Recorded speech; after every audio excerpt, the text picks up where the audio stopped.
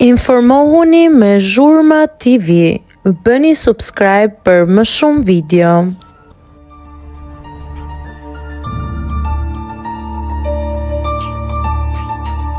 Mozën e rinin pa buk në ferm, Malbora shpërthe në lot, zbulon pra pas skenat.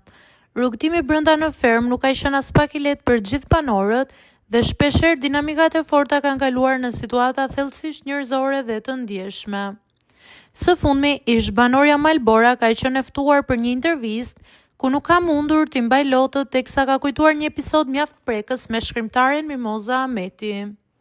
Ajo ka zbuluar disa momente nga shtëpia duke treguar se si Moza e kishte gjetur veten në një situatë të vështirë, pa ushqim dhe në sulmin e vazhdueshëm të banorëve të tjerë, shpesh për shkak të ndarjes strikte të buxheteve dhe strategjive të lojës.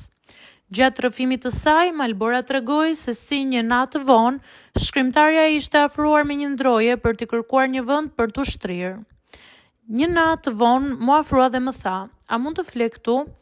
"Ku do të flesh?" I thash unë. "Këtu, sepse vajzat e Fakiri janë me temperaturë."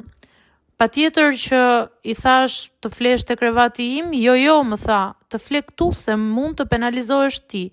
Dhe më tha: "A mund të ha edhe diçka?" Kujton Malbora e përlotur. Kjo kërkesë e thjeshtë e Mozës për të ngrënë diçka shkaktoi menjëherë një reagim nga banorët e tjerë, të cilët e panë situatën thjesht përmes rregullave të buxhetit të ndarë. Kjo bëri që Malbora të shpërthente në mbrojtje të shkrimtares. Ajo tregoi se tentoi të fliste me Ilirin, I cili zgjodhi të heshte si lojtar, ndërsa mesarën pati një përplasje të drejtë për drejtë.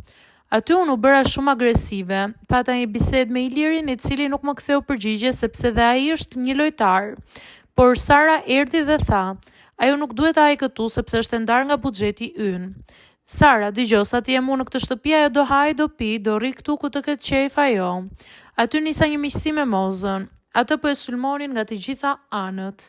Zbuloi Malbora me lot në sy.